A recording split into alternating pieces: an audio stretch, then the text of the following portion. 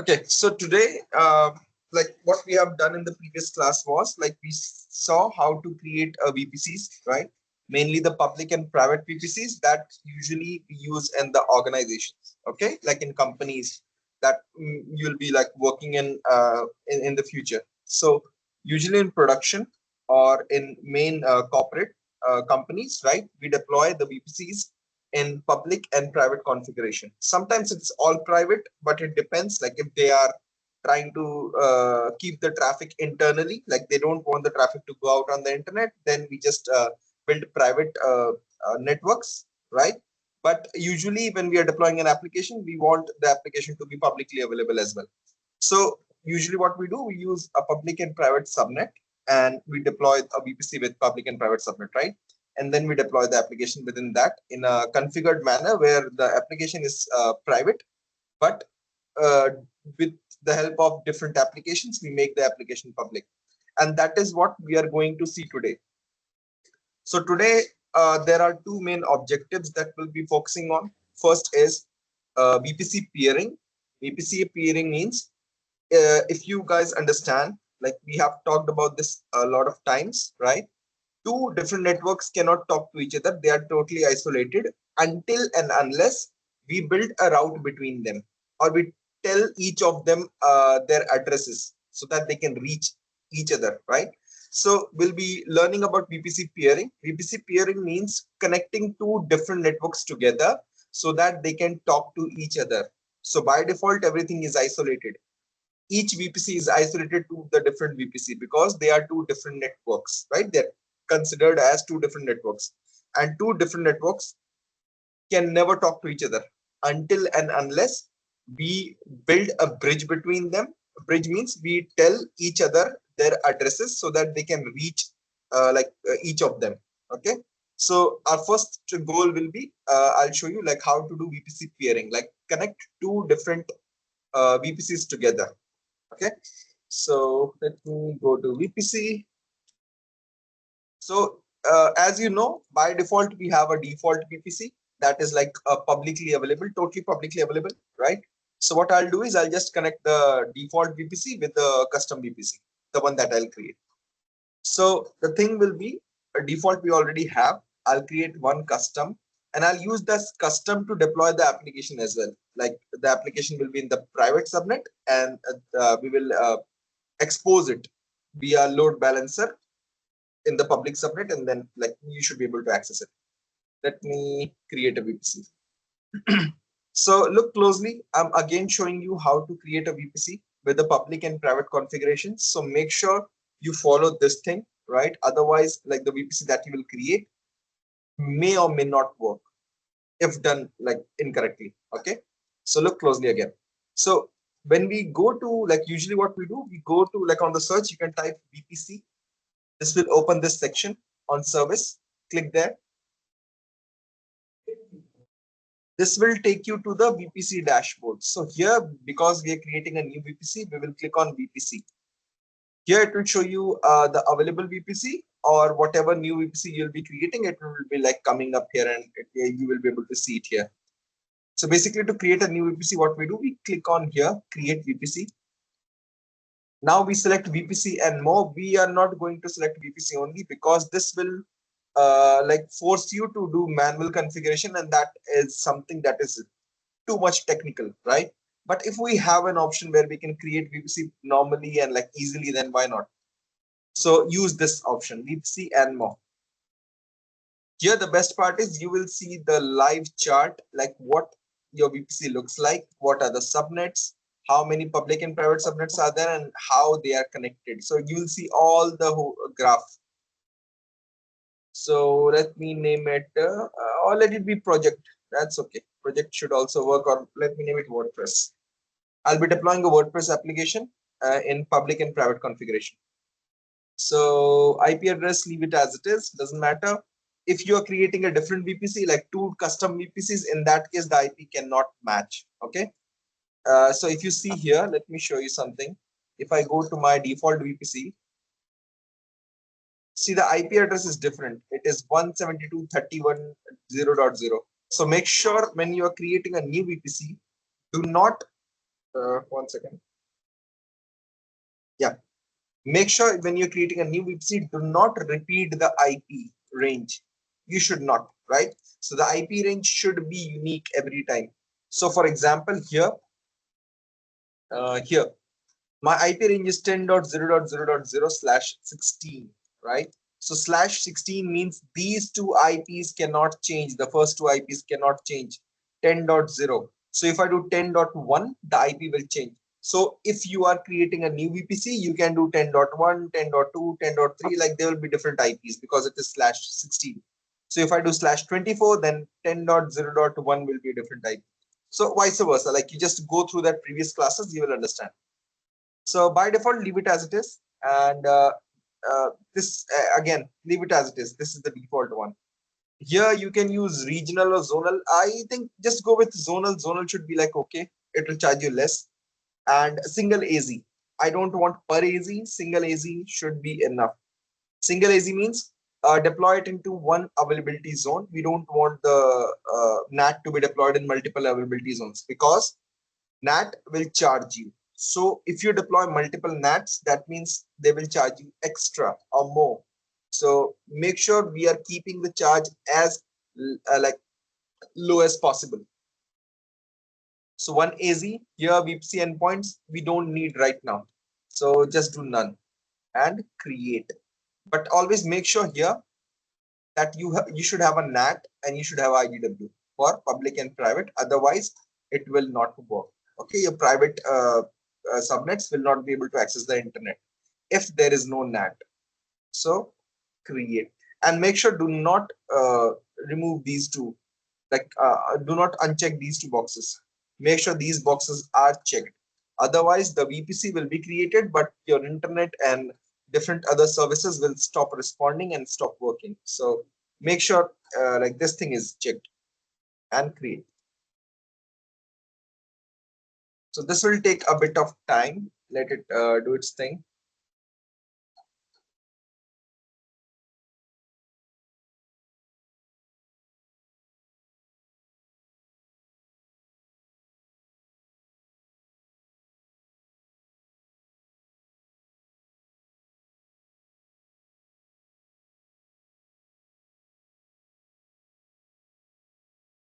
Let it create.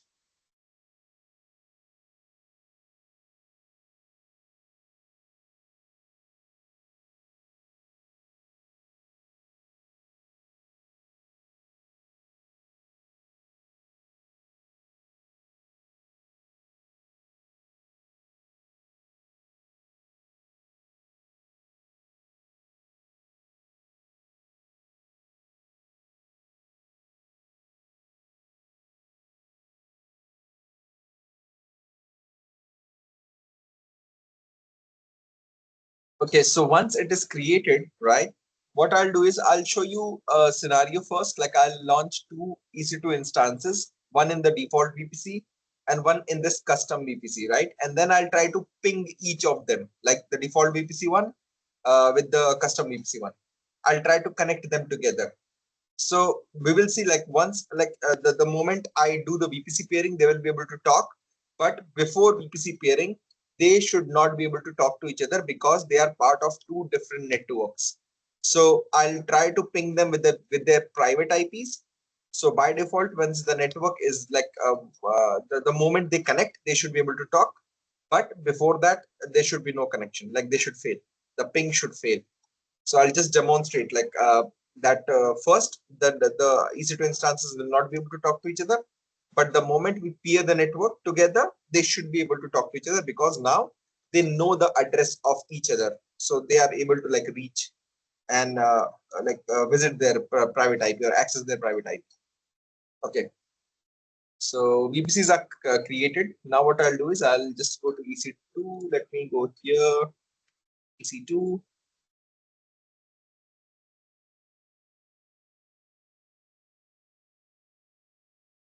Okay, so we'll create two EC2 instances, one in default VPC and the other one is in custom VPC. So wherever you guys get confused or you're not understanding or anything, just raise your hand. I'll stop and I can ask you and then You can tell me about that. Okay. So this one I'll just name it EC2 default so that you know EC2 default. This will be created in the default VPC.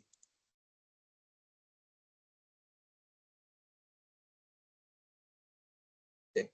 So same thing. We need it to be in the free tier eligible.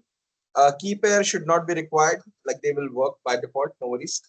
And here leave it as it is, doesn't matter. See, we're not changing anything. By default, the network is in the default one. Here, the VPC is default. So I'm not changing because obviously I want this EC2 instance to be in the default VPC. So I'll just launch. The next one, I'll change the VPC for the custom one. Does anyone know why? Does anyone know why he's provisioning for these VPCs, for these EC2 instances? Hi, Stanley. Why? Yeah, I'm asking them. I'm asking those in class that do they know why you are creating these instances? Do they know why? I'm just asking Theophile, Leo, and Ghislaine. Does anyone? Where's Ekane? Madam Ekane?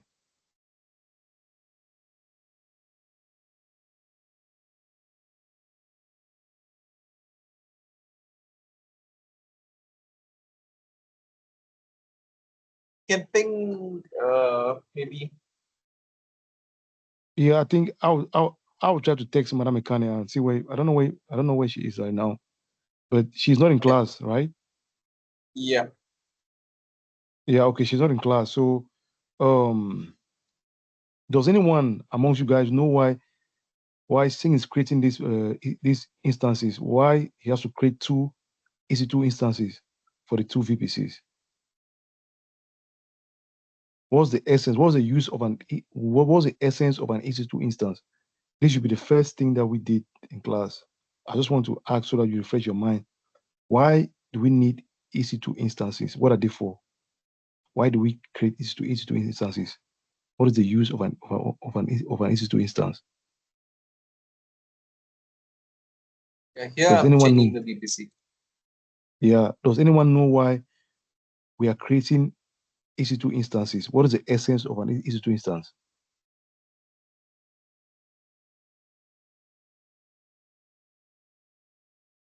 Does anyone know? So I think it's to host website.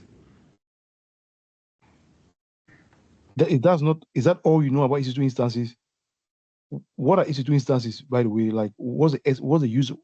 What do we need them for?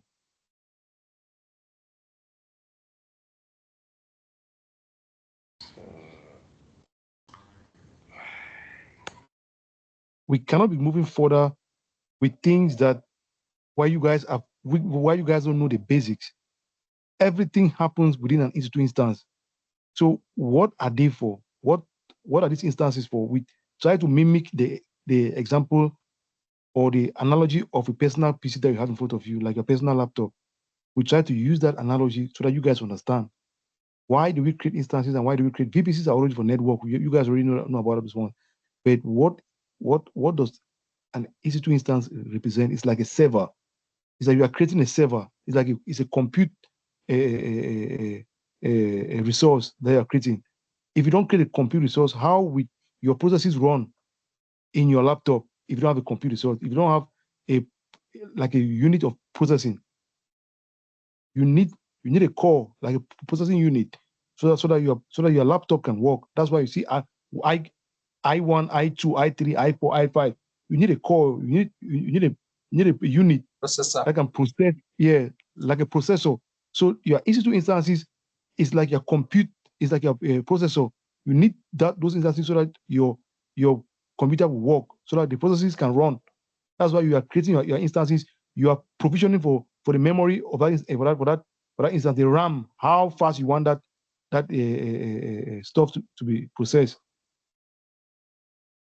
So you guys need to know these things by hand, so that when I ask, these are basic questions that you need to know them. Since I think either 2 weeks ago, by the time we start these two instances, we explain everything, why we need them, why they're being used for security, why or how we use them in the future. So you guys need to be smart and you know these things by heart. So that's why he created the VPC, but he still went further. We still need the compute, we still need that processor. We need that processor to we need to take the demonstrate. processor. Yeah, to demonstrate. Because it cannot work on its own like that. That VPC is useless without an EC2 instance. Okay, so that's it. Okay, you guys can. Yeah, so here usually what we are trying to do is we are creating two EC2 instances in two different VPCs, right? That means two different networks. So first of all, what I'm trying to demonstrate here is that once, like if we don't connect to different networks, like by default they're isolated, right? So what I'm trying to show here is, first of all, like I have not connected them together. I have not done the VPC pairing that will connect them together, right? So I'm just showing right now that by default they will not be able to talk to each other. So what I'll do is I'll ping instance A to instance B, and both are in two different networks, right? So by default they should not be able to talk to each other.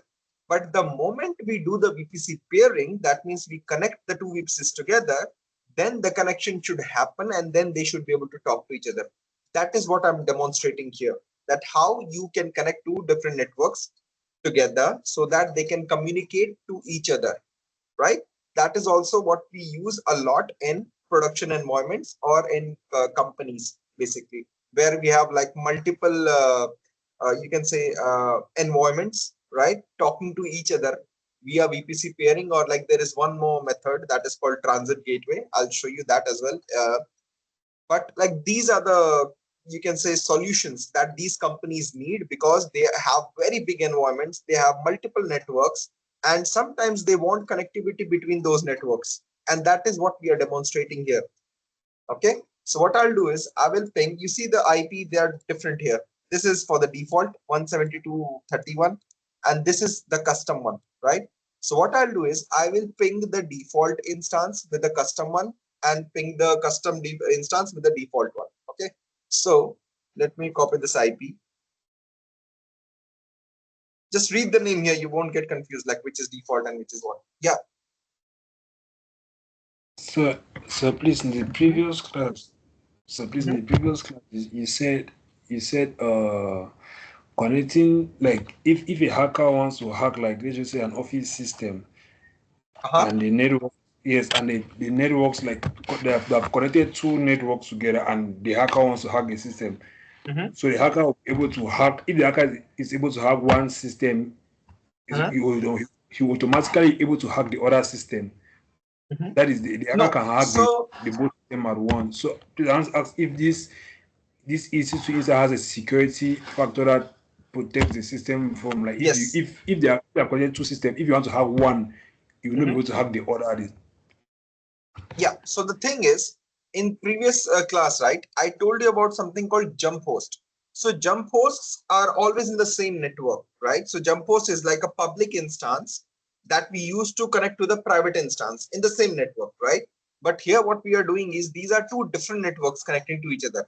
But your question is good, right? Like this is a good question, that okay, if a hacker gets into this thing, right, they can get into the other network as well. And that is totally possible. Exactly, that is totally possible.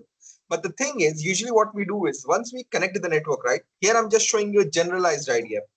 But usually our security groups are totally locked. Locked means if the hacker gets into this thing, right, it's not possible to get into the other one, because usually what is happening here is when we are connecting two different networks together, right, we are connecting different, you can say, services, like it can be databases or something. So usually those services can talk to each other, but they cannot execute anything on each other. For example, I'm on this instance. So when I'm on this instance, right, as a hacker, I will be only isolated to this one. I will not be able to execute anything. Execute means I will not be able to take control. But obviously, if it is poorly, like if you have just connected two different connections each other, like with each other, and they have each other's keys, and like it's always a human fault when things get hacked, right? Like you missed something, you put the keys of other instances here, you are trying to connect to other instances from a single instance. So usually we don't do that anymore. The jump host thing, we don't use that, because obviously that is something that provides the leverage to the hacker, and hacker can like look through that instance, find credentials and other things, because usually people used to leave that there. But here in this scenario, usually what we do is we use secure methods. We use encrypted methods. So even a hacker gets control of this machine, they will not be able to access anything else, because the whole environment is logged out in that manner that if one machine is taking control, the other, like, it cannot execute anything on the other machine. I don't know if you get it, like what I'm trying to say. So if, for example, you hacked into my computer, right? And my computer is connected to other computers in the network. So you will be able to ping them, but you will never be able to do anything on those networks or on those machines. You will not have any leverage, like it will be totally locked out. And then there is firewalls and other things also in the companies that they use to like strictly lock down various aspects of the network. Did you understand that part? Like, or should I explain it in a like a different manner? A No, sir. graphical or something? Thank you very much. Okay. So, okay, what I'll do is I'll just try to ping. Let me copy this thing.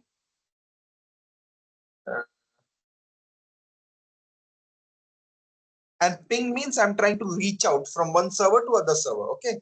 So from custom, here you can see this is my custom VPC. So ping and paste. So this is my default EC2 instance IP. If I do enter, see there's no reply. No reply. That means it is not able to connect. So let's try from the default VPC also. Copy. Ping, enter. Nothing here as well. It's because, as a general rule is, that two different networks cannot talk to each other until and unless we create some kind of you can say bridge between them, or we like create some kind of route. We expose their addresses to each other. Until we do that, like for example, you want to reach me, right? And you don't know my address. Obviously we are isolated to each other. We cannot reach each other until we have each other's address, right? So network also works in the same way. So two different networks are like two different people. So until they know each other's address or the route to their home, they cannot reach or they cannot visit each other. That's how the network also works. So basically what we are going to do is we are going to create a peering between them. Peering means we will make like network A route known to network B and network B route known to network A, so that the networks can reach each other and they know the routes to each other. So they will be able to talk to each other. So you see right now there is nothing, no reply from anywhere. So what we'll do is we'll go back to VPC. Right now we have two VPCs, right? So here on the left hand side, we will look for VPC peering. So let's see. So if we scroll, peering, where's that? Should be somewhere here. Where does that thing go? Point association. Where did the peering go? Oh, here. Peering connections. Okay. They changed the name. Earlier it was VPC peering. Now it's peering connections. Okay. You click here. And now you'll be able to see that there is no peering connection, right? Obviously, because we did not create any peering right now. So peering works in a way where like you can connect A to B. Let me explain that first, and then I'll explain you a different aspect also. Like there are two ways to connect networks in AWS. So I'll tell you about like both the ways. So there's a drawback of peering also. That is what I'm going to explain, like how peering exactly works.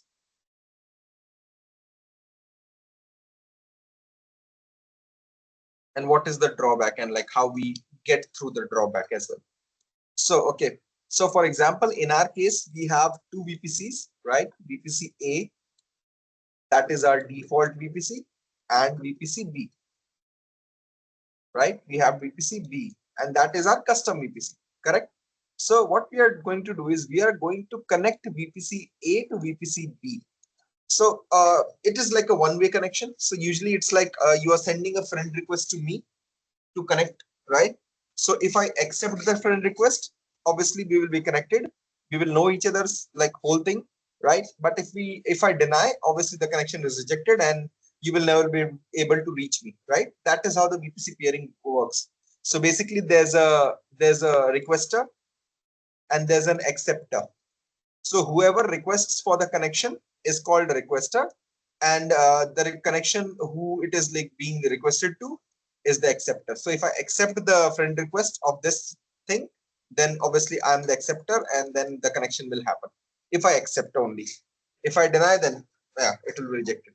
So there's a requester and an acceptor, right? So the requester can be this one also, and the acceptor can be this one also. Depends like how you want to connect. You can connect A to B or B to A, doesn't matter, it will work. But the problem is, for example, I have a C VPC also, right? And what I do is, let me remove this.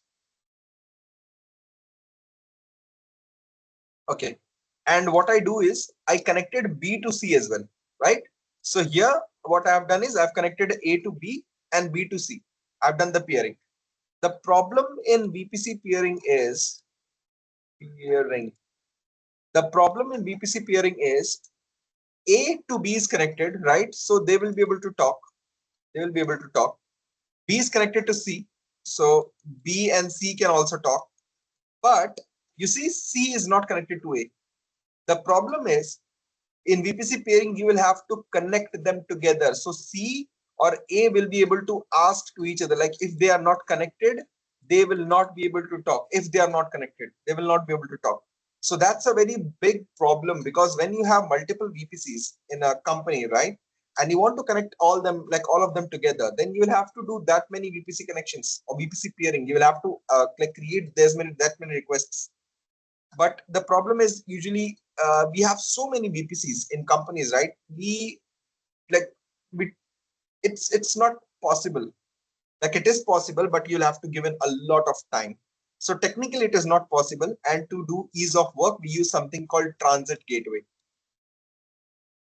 to ease the job. And transit gateway can do like many other things, but the main thing that transit gateway can do is like it can also do VPC peering, but in a way where you have one transit gateway. And for example, this is the transit gateway. You have VPC A, you have VPC B,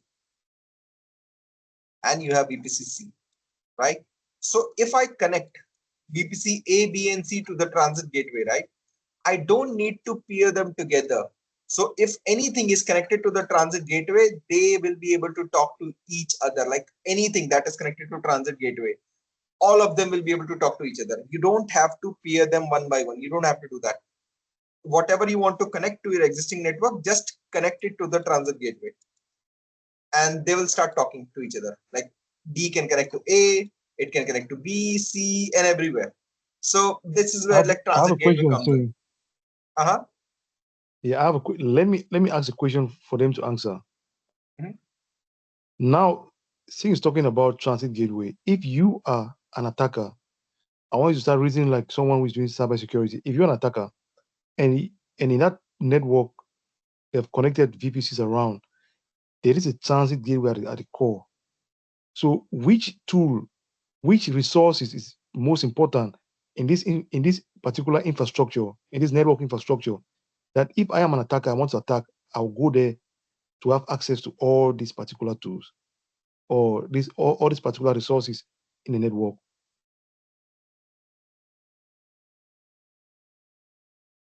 So will I need to okay, go ahead. You want to say something? Gisele, you want to say something?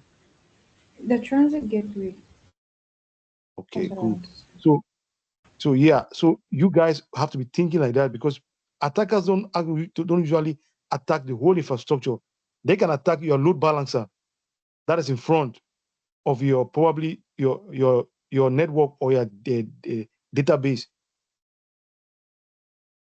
With that, they can access a whole lot of things. They can get a lot of information just from that. So you always want to look at they look at the least amount of energy that they'll put to have access to all of your network. So if probably is for them to hack your instances, They might not even want to go that far. They might want to target the resources that are in front so that they can have access to those that are behind. I don't know if you guys understand what I'm trying to say. Yes, Okay, sir. so Yes, we do, sir.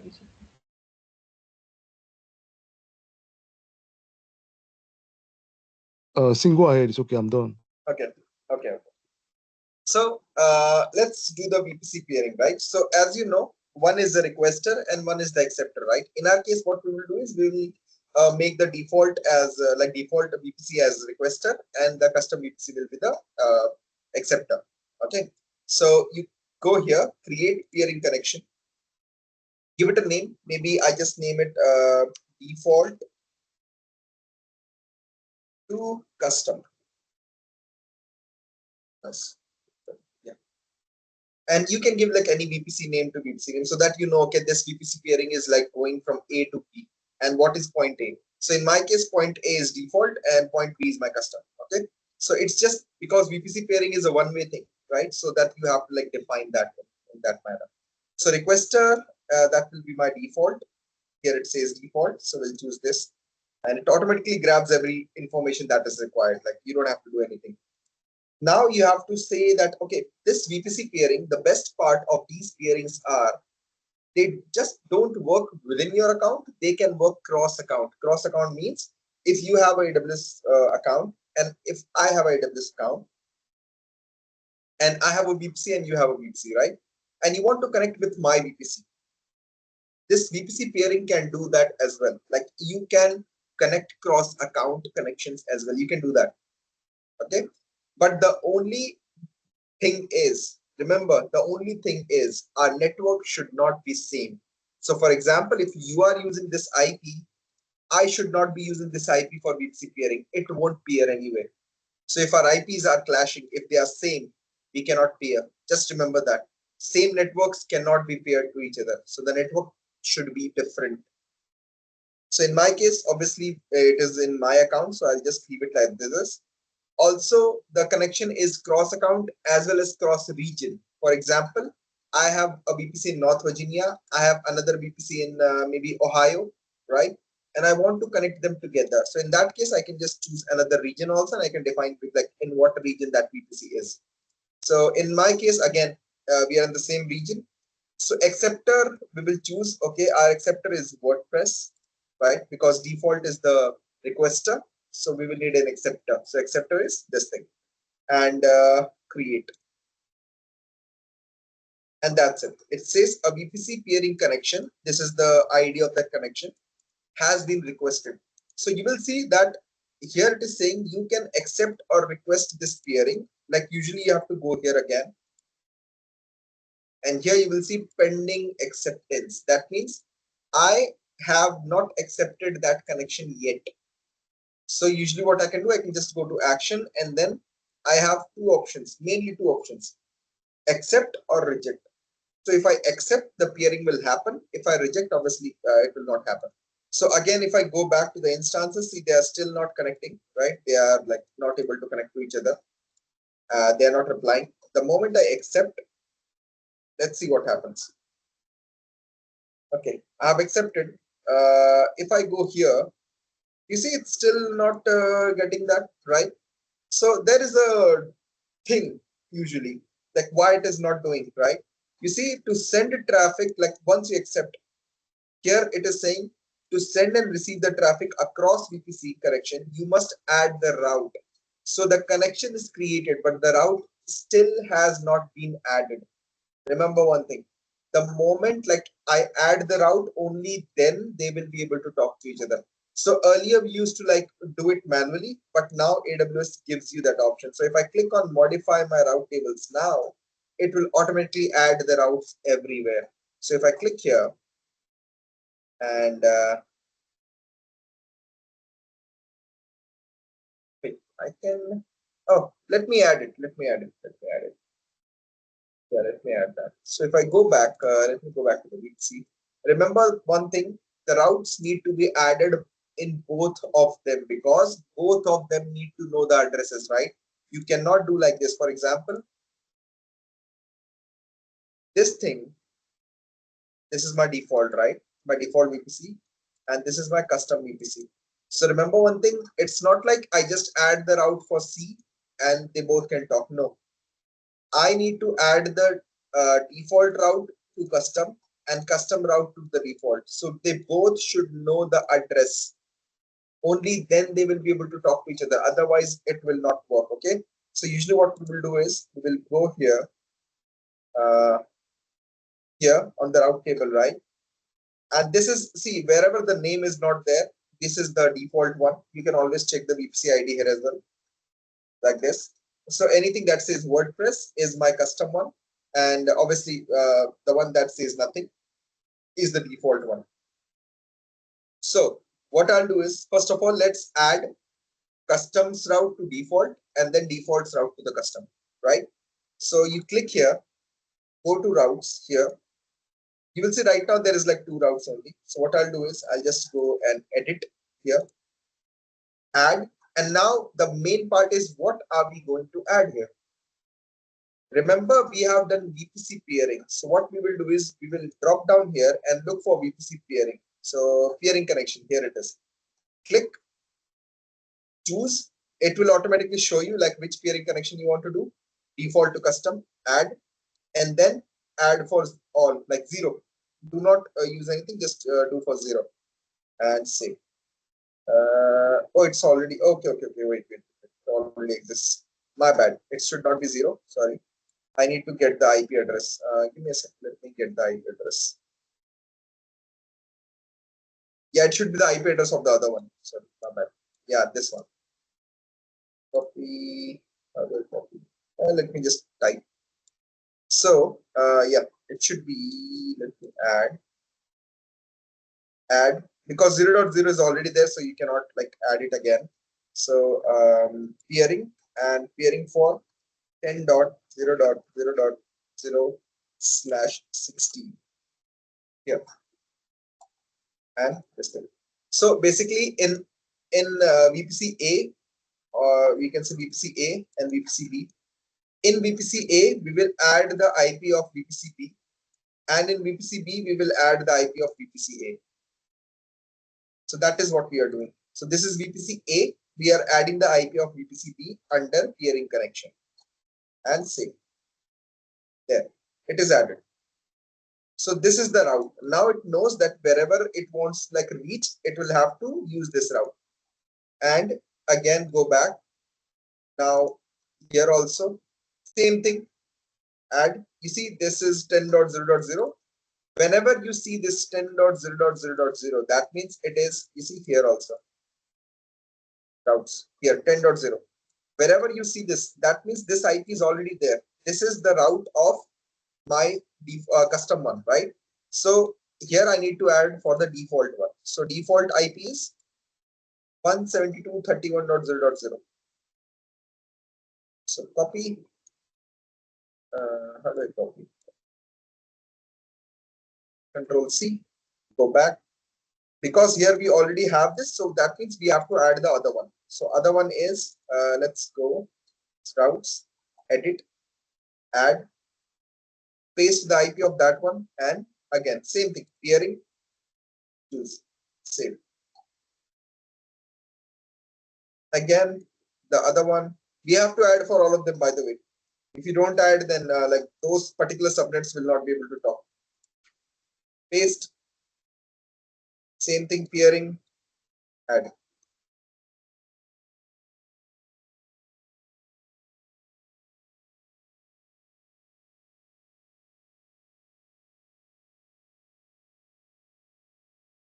And peering. Now the last one remains, and here.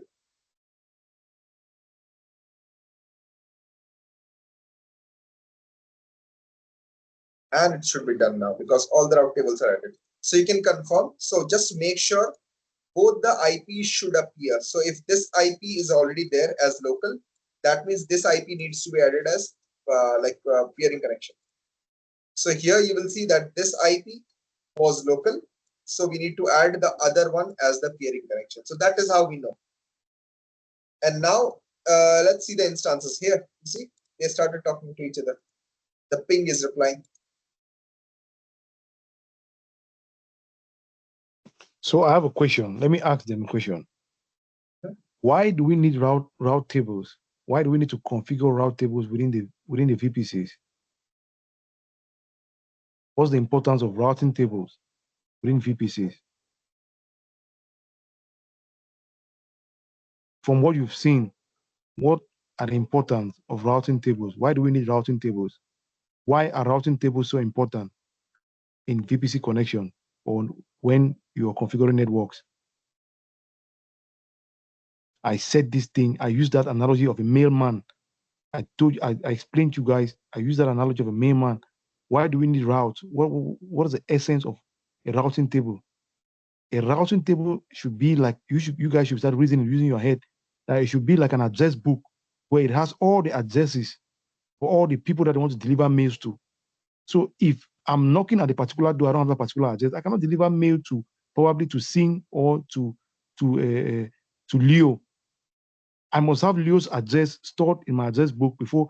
If I pick up a message I want to deliver to Leo, I need to go to the address book and look up Leo's IP address on that particular address book, so I know where I'm going to go and deliver that particular message. So using that analogy, what is the essence of routing tables within VPCs? Why do we need to always configure them? If we want to pair two VPCs together, why do we always need to configure the routing tables? If we don't do that, they will not talk. Why? Why won't they communicate if we don't configure them? Because they were not talking before, but when we configure the routing tables, automatically they start talking to each other after pairing. We paired the two VPCs together, they still did not communicate after pairing, but we still had to go now. But the moment we configured the routing tables, they started communicating to each other. Why? So I think we updated the system so you should be able to retrieve their addresses. Use cybersecurity terms. You've used IP. He was talking about IP, copying IPs, making sure that those IPs have copied and put them. Every subnet must share the same IP address for the other VPC. Use the language of the course. I keep telling you guys, don't learn how to explain things with your normal vernacular. Learn how to use the language of the course. So he was copying IP addresses back and forth and making sure that he's configuring all the routing tables, making sure that each VPA should have, custom VPC should have the same IP address for the default VPC. That's why he was making sure, he did that one after the other for each routing table for every VPC. One, the IP address for the other one has to show inside. So it's like for example, this IP, right, or anything within this IP, if it wants to reach my default VPC, this IP, right? So what we are doing here is because we have already created a peering connection, right? But they still don't know how to reach, correct? So what we are doing with the routing table is we are saying that like obviously this is the local IP for that particular routing table. So I'm saying like if this IP or any resource within this IP wants to reach here, they will have to go through this peering connection. That is what this means. So what we did is we created a route and we said that anyone who wants to go from here to here, they will have to use this path because locally they are already here, right? But if they want to reach here, they will have to reach via this public, this peering connection. Same thing with the default one. Default ones were already here and they want to reach here. So usually how do they reach here? So usually in the routing table, we said that if you want to reach from here to here, you can take this path. We just created a peering connection. You can use this peering connection as the bridge and you can reach here. So any resource within this IP, if they want to reach here, they can go via this peering connection that is already been done and accepted by both the parties, right? They have already, the requester has requested, the acceptor has accepted. So the connection has been made. That means the bridge is there. Now they can use this peering connection to establish the network between them or communication between them. They can communicate to each other now. And we have to add it in all the routing tables because, see, it doesn't matter. For example, I have created in the public subnet, right? This one. If I could have added the route here also, this would have worked. But the problem is these two subnets. For example, if anything is created in these two subnets, and because I did not create any routing table for this one, these two subnets will never be able to reach here, even if the peering connection is there, because they don't know the route to it, right? So even if you build a bridge between two countries or between two places, right? If you don't know the path, like how to reach the bridge, if you don't know that, how will you like cross, or how will you go to the other end? So this bridge is there, but we have to let them know that, okay, we have created a peering connection. You can use this peering connection to reach the other end of the network. So that is what it means. And that is why we are building the routing table. And that is why we are adding this to the route, so that all the networks and all the routing tables that are used by these subnets, they can cross over to the other side using this peering connection. Is that clear? That is why routing tables are important here. We have to let them know that you can use this particular route to go or to like come from one end or one network to another network. So just creating a peering connection is not enough. You have to like add the routes to them. Otherwise, they won't be able to communicate to each other because they never know how to reach there. Is that clear? Yes, sir. Yeah. Okay. Yeah, you want to ask something? Yeah. So please answer.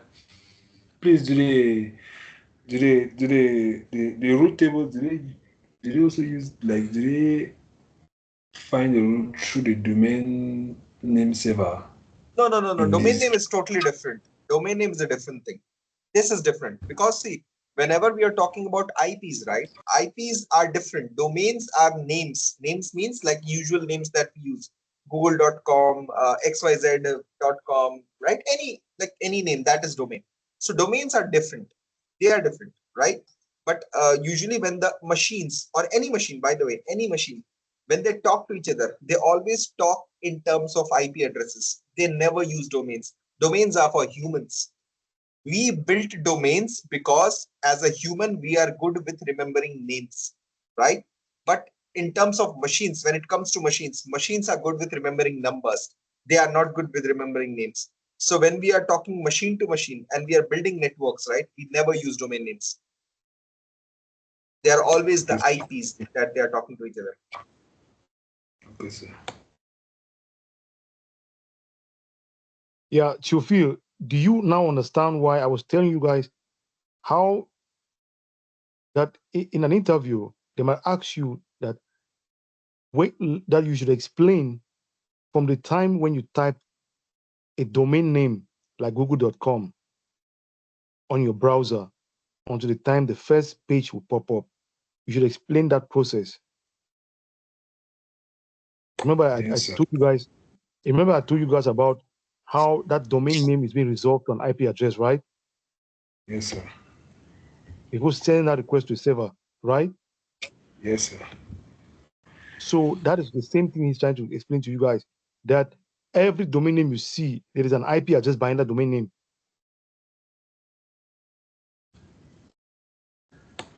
Google.com has an IP address, probably even 4 IP addresses. Everything every domain name you know, everyone, Google.com, Amazon.com, all of them, AWS, everything, they have an IP address attached to that domain, because that is how that when you click that go button or you hit enter on your keyboard, that address you type there gets resolved to an IP address to send a request to the server. Okay, Yeah, thank you so machines much. always understand numbers. Like they Okay. don't understand names and all. Alphabets are not for machines. They're only for humans. Okay. So Okay, I hope this is clear, this VPC peering thing.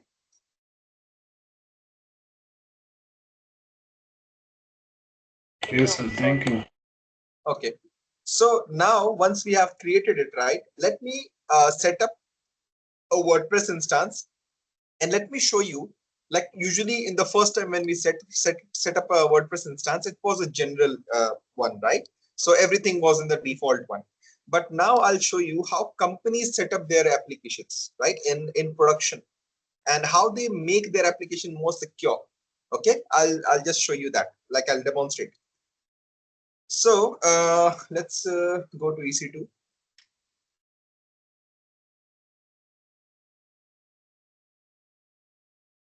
So you guys should take this very, very seriously, because this is a step-by-step instruction on how to or how you can personally host an application. You can host a web application online using this step securely yourself as a. So we are doing this so that you know how companies provision for their web services online. So this is a step-by-step instruction on how to do it. So you can do it. You can host any application you want, any website you want to. You can host it on AWS, following these steps. Okay, so. Okay, so what I'll do is I'll create an instance in my custom VPC, because that has already configured with public and private network, right? So remember one thing: whenever a company wants to deploy something on a web, right, or make something publicly available, remember one thing: the resource that is having your code, and that code is sensitive. Obviously, you don't want to leak your code, or you don't want to expose the code to the outside world, right? Wherever your sensitive data is being stored. So basically, there are like two things when we are talking in terms of applications. Usually, like there are three and more things as well, but generally, like there are two things. First is called a front end. Front end means your main web page, like your EC2 instance will be a front end, right? So your EC2 instance is where your code will be stored, correct? And then there will be your database, DB. This is where your logging information and other, you can say, directories and other informations are saved here. So basically, these two things are the one where the sensitive data is stored, right? So we never, remember one thing, we never want to expose them publicly. They can never be publicly exposed. They will always be in the private network, so that only authorized persons can reach, and no one from the internet will be able to reach them directly. Never. Because it is handling our sensitive data, and we don't want anyone from the internet to directly access it. So what we do is, obviously we want to make our application publicly available. So what we do is we use a load balancer that is public facing. Public facing means anyone who wants to connect to my application will connect to my load balancer. And as Stanley said, like load balancer can also give away a lot of information. Obviously, like this is more secure than giving direct access, but still load balancers can also give a lot of information, and a lot of things, or you can say scripts or attacks can be done via load balancer. So we have multiple protection layers that we put in front of load balancer, so that we can avoid those attacks, right? I'll show you how you do that. But first, I'll just demonstrate, first of all, how this particular infrastructure is created, okay? So remember this general idea: whatever resource you have and it holds your sensitive data, you don't want to make it public, and you don't want to keep it in a public network. It should always be provisioned in a private network, and it should always be kept in a private network, so that the data never leaves your environment. Okay. So I'll just name it WordPress instance, right? Just keep it as 1, 2, free tier eligible will do. Do not change anything. Keep a without a keeper is okay, no worries. I'll just enable HTTP and HTTPS, and 8 gig should be more than enough for now. And launch. Oh, no, my bad. I forgot to change the VPC. Sorry. My bad. Please, each and every one of you, you would you would do this, you would send a copy, you will record your screen, and you would deploy a successful instance like this, a WordPress instance. You follow these steps that on this video you watch, and you deploy your own on your AWS account.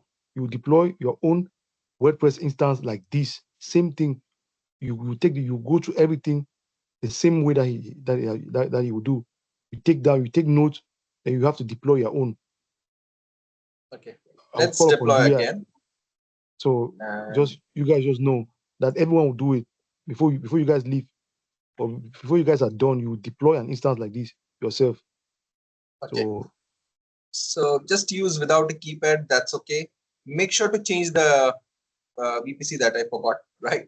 So use default the custom VPC that we created. And remember, as I said, because this EC2 instance and our database will be holding sensitive data, so we don't want to expose them publicly. So make sure the subnet, you see here it is saying public, change it to private. Make sure it is always be in a private subnet. Okay. Auto assign public IP. It should never get a public IP. That's why it is private. Okay. Because it will never have a public IP.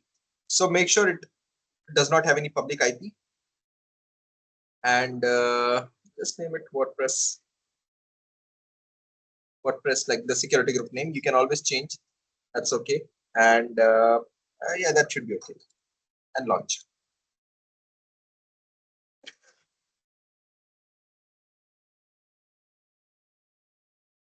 So I just changed the VPC. Everything else is same, right? The VPC is like now this this EC2 instance is in a private subnet. Okay, that's the only thing that has changed. So here I'll just filter it out. Maybe running. Like I want only running instances. So here I have. Okay. So now if you see, we don't have a public IP. So that means we cannot connect directly. Remember our previous class? Because I don't have a public IP, and obviously I am coming from the internet, right? If I'm trying to connect, I'm trying to connect from the internet. So I cannot, because obviously this does not have any public IP connection, right? So what I'll do is, because still I have to connect to this instance and I want to configure my WordPress here. So obviously I want to connect, right? So what I'll use is I'll use an endpoint. But remember one thing, guys, once you have configured the endpoint, right? Delete the endpoint, because endpoint is costly. So what I'll do is I'll just use the endpoint to connect for a while and then delete it. Okay. Because that will cost you.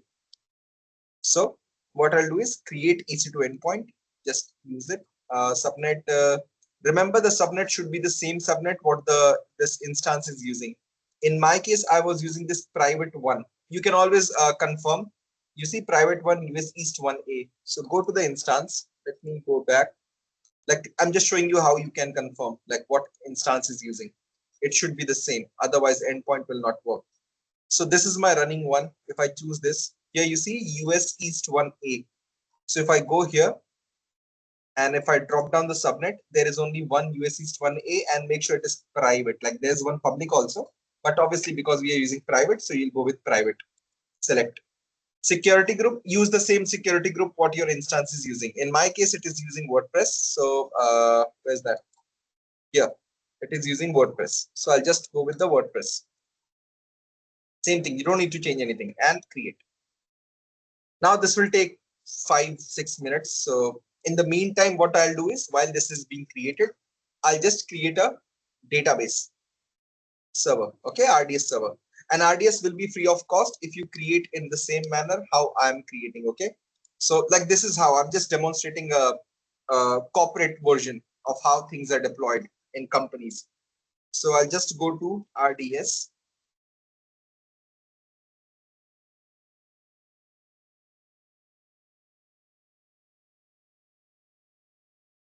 Databases here. Create database on the top right, and full configuration. So now just go with MySQL here. You can see MySQL, choose there. Scroll down and make sure you are not using production. Always use the sandbox for testing. Okay. Be very careful about this. Always use sandbox, right? The configuration should be as it is. Do not change anything. Otherwise, databases are really costly. let me give you an overview how costly that is, right? If an instance is charging you $2, the database can charge you $6 or $8 for the same thing or for the same configurations. So database are always costing you double. Okay, so make sure you're using the sandbox. Sandbox is free. Same conditions apply here. Make sure you're only running one database at a time, so it will be free lifetime. So just one at a time, right? So sandbox, and here don't need to change anything, just give it a name. I'll just name it WordPress like WordPress database. Username, I don't know why this thing is coming up. I'll just name it admin. I don't know, admin will it will take up or not, and then let's use admin. Let's see.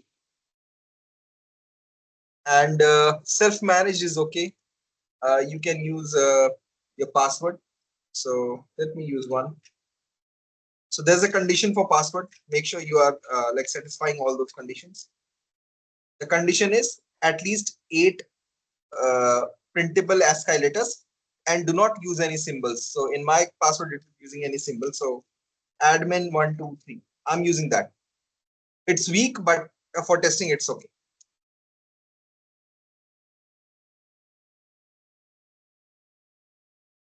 And nothing else. Do not change anything. Do not change the configuration. Just use the password and username and nothing else. VPC, yeah, VPC. Remember VPC. We have to change the database VPC and the EC2 instance VPC should be the same. So it should be this WordPress VPC. Choose and subnet group. That's okay. Make sure public access is no. We don't want to make this database publicly accessible. That is the whole purpose. We don't want it to be publicly accessible. So no. VPC security group. So what we can do is I can create. Let me do one thing. Let me use this launch wizard 2 as the RDS. You can create your own security group and then use it. But for me, I'm just using this one. Usually, okay, one more point of view. Okay, sorry, one more point of you can say an important point to note. Okay, technically you can use the same security group for instance and database. Okay, technically you can use, but the problem is you should never do that in terms of security, because we might have to enable a lot of ports in the EC2 instance, right? In database, we don't need to enable a lot of ports because usually the database talks on a single port. So usually in instances, we can enable like multiple services. We can run multiple services, so we can enable multiple ports. But that can expose our database via different ports, right? That's why usually you should use 2 different ports, one for database and one for EC2 instance. So they both should not share the same VPC. Sorry, they should not share the same security group. Never. So use different security groups. And then I'll show you a very good method so that like, let me remove this first. So what we will be doing is, this is my database, right? And this is my EC2 instance. EC2 instance. Here my WordPress is running, and obviously here my database is running. So what I'll do is I will configure their security groups to talk to each other. So for example, if the traffic is coming from this security group, from the DB security group, only that particular traffic can reach here and it will be allowed. Any other traffic will be denied. So we will configure the security group in a manner where both the security groups can talk to each other, but anything outside of these security groups, anything like any connection coming from outside of these security groups should be denied, because the whole purpose is we want the database to talk to EC2 and nothing else. That is the whole purpose. We want connectivity between them and nothing else can connect. Okay, so we'll use 2 different security groups, and yeah, that's it. If you want, you can enable these, but you know what, do not enable for your side because this will cost you. These are logs. So when the logs will be generated, they will start charging you because they will be getting stored. So I would not recommend you to like enable it for now. For now, you don't need it. When I'll explain about logging and everything, then I'll show you to enable it. Like for now, do not. Okay, and create.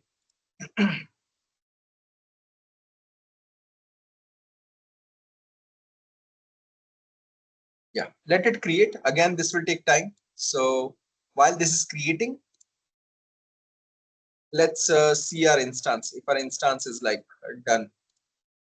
Yeah, it is created. Create complete. So click on connect. And if everything is good, it should be able to connect.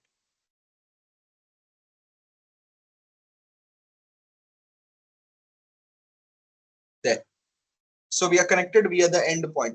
Even if we don't have a public IP, we can connect via the endpoint or the proxy thing that I was talking about. So it works like a VPN. It will create a private channel or a private network between you and the instance. And we are already authenticated because obviously we are logged into the AWS. So we are logged in because obviously we have authenticated ourselves. So that's why the connection is like without any keys or passwords.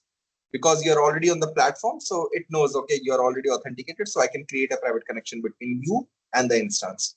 That's why it did not ask for any password. So first thing, as always, update the package, sudo apt update.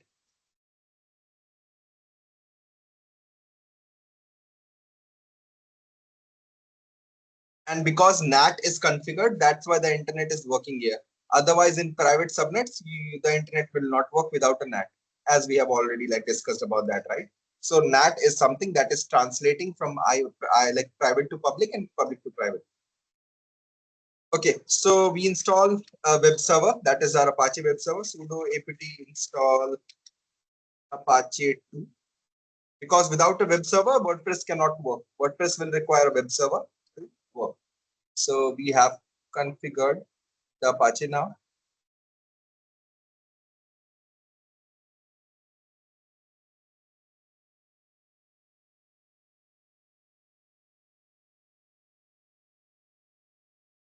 Okay, so Apache is configured. And before doing anything, you see, right now, if I want to test if my web server is running or not, I cannot because I don't have a public IP, right? So what I can do is I can create a load balancer because usually our network is working like this. Our database and EC2 instance is in the private subnet because that is what we want, because these two hold sensitive data, right? And we don't want this data to be exposed on the internet, right? So this EC2 instance or the application, this WordPress application, will be exposed by a internet facing load balancer. So this load balancer will work like a proxy. Proxy means any user data coming here, right? It will reach the load balancer. The load balancer will send the data to the EC2 instance. So you can never reach the instance directly. And that is the whole point.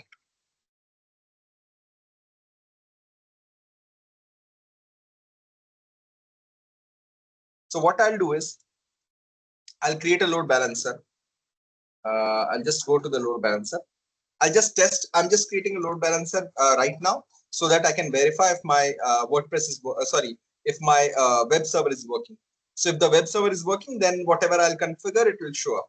So if I configure the WordPress, it will show up. So create. Make sure you're using an application load balancer. So because WordPress is also an application, web application, mobile application, right? All those are applications. So whenever you are working with applications, you need to select this application load balancer. I will tell you a benefit of it also, like why going for a web application load balancer only. You could have chosen the network load balancer as well. It would also have worked, but there is a very good reason to use it. I'll just tell you the reason once I've configured everything. So you click on create, give it a name. I'll just name it WordPress LB. That is my WordPress load balancer, like this. Make sure it is internet facing because obviously we want to expose, right, to the public. I want my website to be accessible by everyone on the internet, right?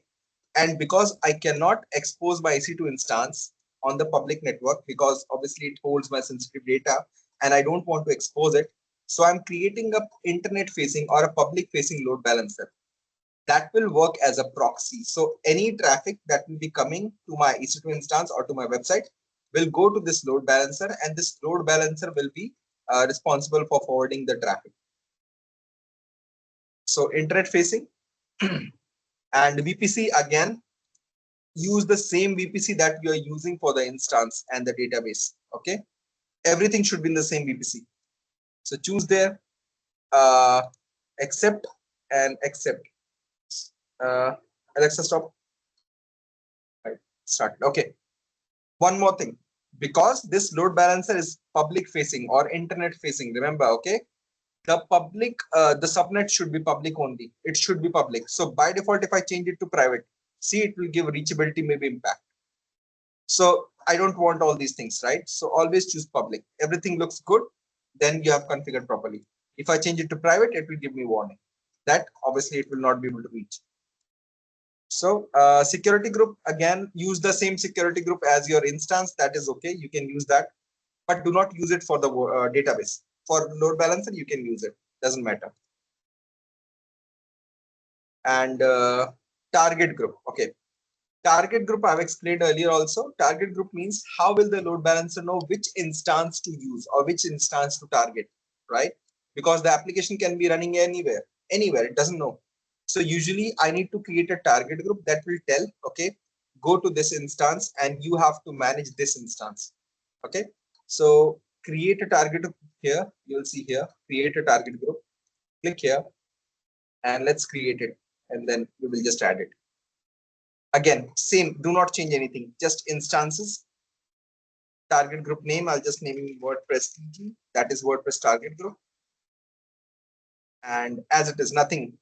Just you see, just make sure. By default, the VPC will be correct here, but just make sure like it is correct. It should not be default. And yeah, nothing else to change. Just next. Here the instance is already here. So you may have multiple instances, right? In the same VPC, but you have to select which instance you want to expose via the load balancer. So in our case, obviously, we want to expose our WordPress instance. So we'll choose this. And then you have to click on include as pending below. You see, when I choose it, like if I don't choose it, the option is nowhere to be here. When I choose this, it will give me the option to add this instance to my load balancer. So I'll include and next. And that's it. Create. So now my load balancer knows which instance to load balance, or like it has to work with what instance. It knows now. So I'll just add, refresh this. If you don't see the drop down, always refresh this, and then you will start seeing the drop down like this. It will show up. And then again, you don't need to do anything else. Just create. Nothing. Do not change anything. Just create. What's this? Let me see. Oh, that's okay. I'll just see what that is about. Let me see. 1 second. Oh, port 80 is not enabled. So let me enable that. That's why it is coming.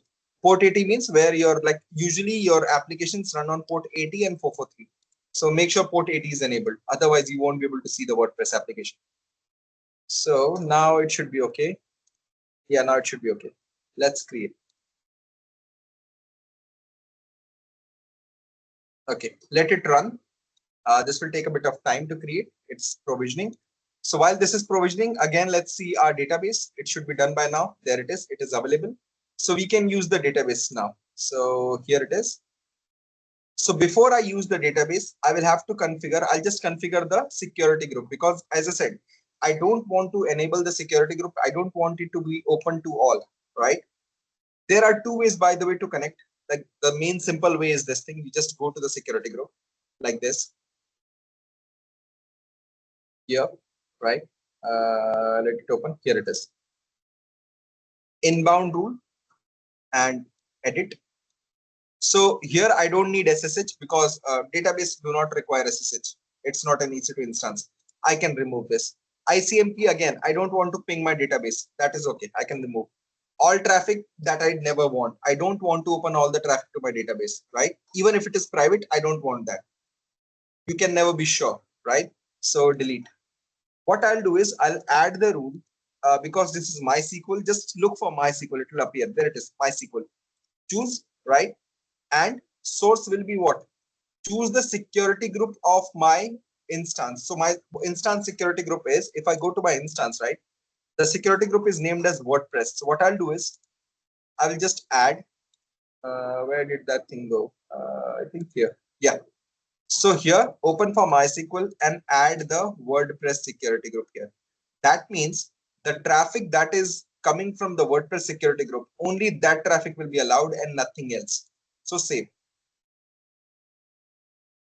Same thing, what I'll do is I'll go to the WordPress security group and I will allow the security group of my database. So port 22 is needed. Okay, I'll leave that. HTTP is needed. I'll leave that. I'll add for my, again, MySQL. And what is the name of that WordPress? It's Launch Wizard 2. Okay. So I'll go back here. Where's that? Here. And add for Launch Wizard 2. So now what happens is my database can talk. My database security group can reach instance, and my instance security group can reach the database. There. So now what I'll do is I'll just log into the instance. I'm already logged in. I'll test. I'll try to connect and test that if I'm able to reach. So if I'm able to connect to the database, then we are good. If not, then obviously that means the security connection is not properly connected. So how do we connect now? The command is already here. We will use this command. So what you need to do is just copy this much. You don't need to use this thing. You can leave it for now. You don't need that, by the way. You can just copy up until this part, this -p. Copy. Oh, one more thing. It will not work because MySQL is not installed on my instance. So what I'll do is let me install MySQL. Okay. Remember one thing, there are two ways to install MySQL. Either I can install the whole database. Either I just install the client. So in our case, because we are not installing the whole database, we don't need the whole database. We already have a database running, right? We will just install the MySQL client so that our command works. Otherwise, MySQL will not work. So if I do MySQL here, you see,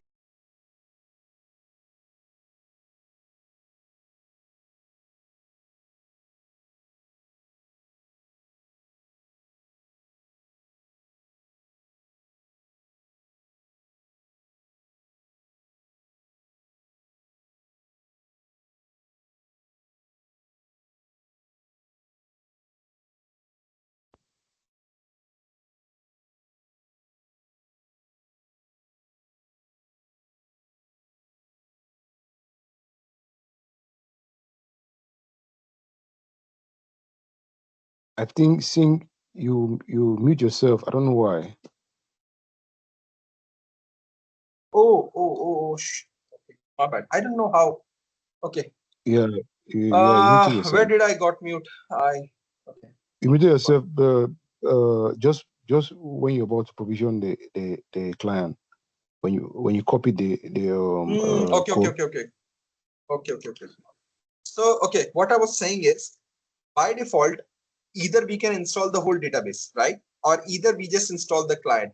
So the thing is, because our database is already running on the RDS server, right? We don't need to install the whole database on EC2 also. We don't need, because creating a whole database on EC2 will put like pressure or load on our EC2 instance. So what we will do is we will just install a client. So when you do MySQL, usually what happens is like it will give you an error that, okay, this particular thing is not installed, right? But right now, like, it is installed, but by default, usually it will give you this kind of thing. Like you can install MySQL via this thing here. So it will give you that command not found, but maybe you are trying to do this. So you just copy this and run it, and this will install MySQL. So once it is installed, this particular command will start working. So you copy and you paste. It will ask you for a password. You put a password, whatever password you have set, put that. So in my case, it was admin123, enter, and I'm able to log in. So what does this mean? This means I am able to connect to the database. That means my security connection is working. And I've restricted my database to connect to the EC2 instance and EC2 instance to connect to the database. And no one else can connect apart from them. Any connection coming from outside will be rejected. Okay. So now what I'll need to do is, I already have my database. I can create like I will need a database, right? So what I'll do is I'll just do create database and just name it WordPress. And that's it. Okay. So if I do show databases, I can see the database. WordPress is created. So you just need to do this. Do not worry about this. Just run this command once you're connected. Just run this command and this will create a database. And this database we can use to connect to the WordPress, because without a database, WordPress cannot connect. Okay. So just exit. Once you are done, just exit. Done. And now let's test our load balancer. I think that should also be provisioned by now. Okay, it is still provisioning. Let me refresh.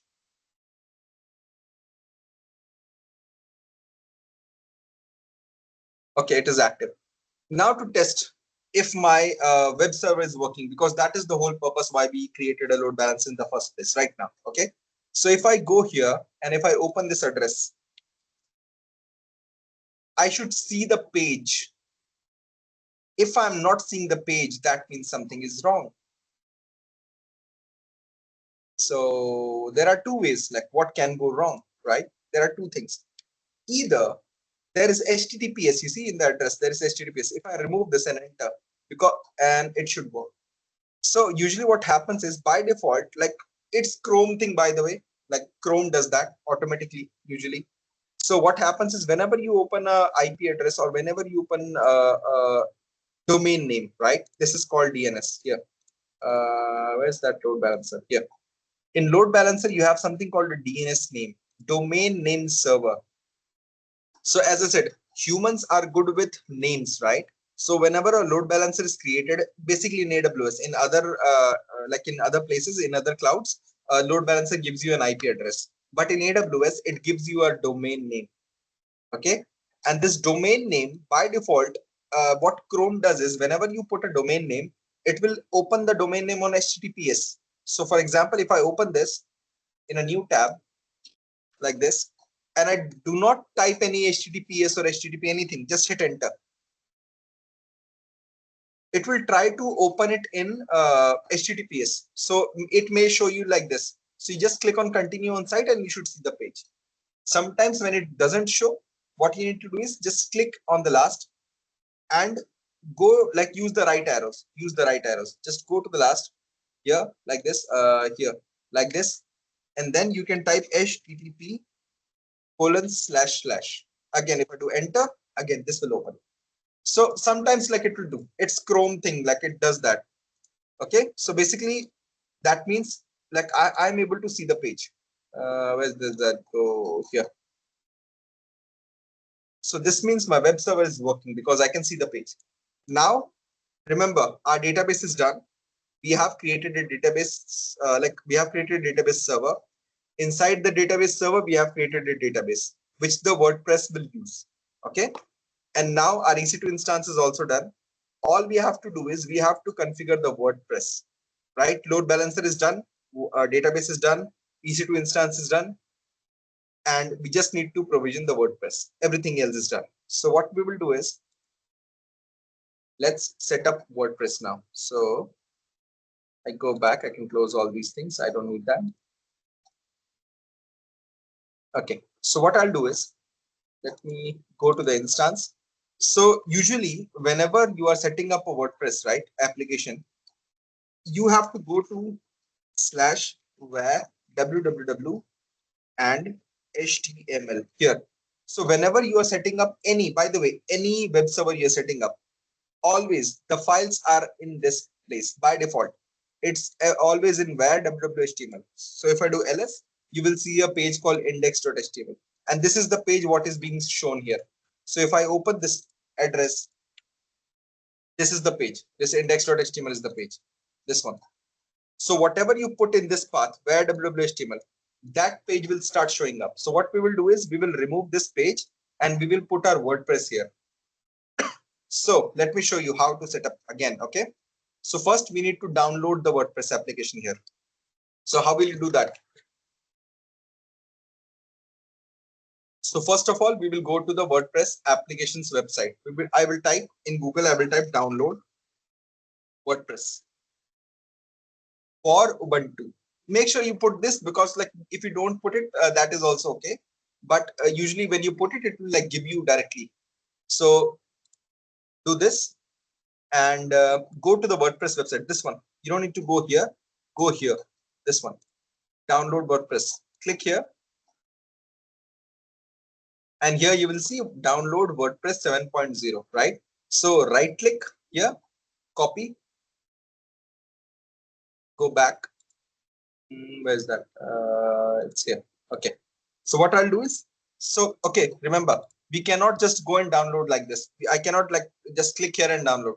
The best method to download any file on a server is right click, copy link address, go back on the server and type wget and paste. That's it, nothing extra. Enter. This will download. Oh, okay, I forgot the sudo. Okay, let me add a sudo. Enter.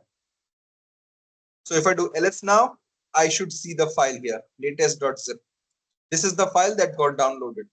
Okay. And now what I have to do is I have to unzip this file because this is in a zip format. So I'll have to unzip it. So the command for that is unzip latest.zip, like the file name. If I do enter, it is saying unzip command not found because this particular package is not installed. Unzip package is not installed. That's why unzip is not working. So what I'll do is I'll just install unzip, copy and paste. The best part of Ubuntu or any Debian based application, even Kali does that. If you put a command, right, if it is wrong, it will give you a suggestion. If that particular thing is not installed, it will give you the whole command. So you can just copy the command and paste it, and that will install the application for you. So unzip is done now. So what I'll do is I'll just run the same command again, unzip with a sudo, because obviously I don't have permission. So I'll just use sudo, enter, and this will like extract.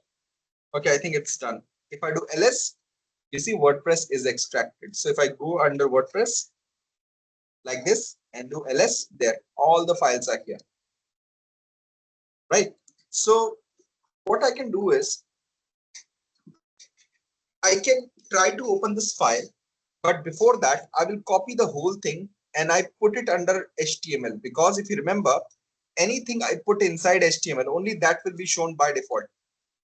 Let me show you something. Okay.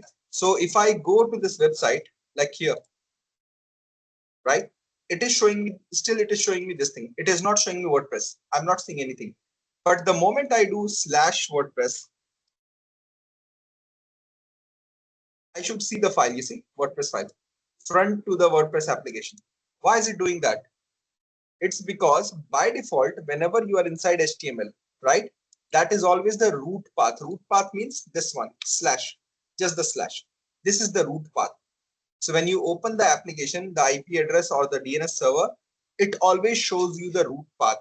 And whatever is inside the root path, you will have to put the address. So inside the root path, there is WordPress. So what I have to do is, if I have to open WordPress, I'll have to type WordPress. Or what I can do is I can put the whole code of WordPress in the root path, right? So what I'll do is I'll just go back. I will remove index.html because that is like sitting there. I don't need it anymore. So I'll just do sudo rm-rf and I'll remove index. It's gone. Let me remove the latest also, because that I've already extracted, so I don't need it. You can leave it, by the way, that will not harm, but I'm just removing it. You can leave it, that won't harm. So now I just have WordPress. I'll just go to the WordPress. Again, we will use the move command or the copy command, remember, okay? So copy, so sudo copy -rvf. What I'm going to copy, I'm copying everything inside this. So whenever you have to copy everything inside the folder, right? I'm inside the WordPress folder and I want to copy everything from the folder to where www.html. So what I'll do is to copy all, like to select all. In Linux, we do a star. Star means select all, everything within a folder, select it. Otherwise, I'll have to put each and every file name like individually. That is a lot of files. I don't want to do that, right? I want to select all. So in that case, you will use a star. Star means select all. In Linux, star means select all. Okay. And where do I want to paste? Like I have to copy from here and paste where? I have to paste in where www HTML, this path,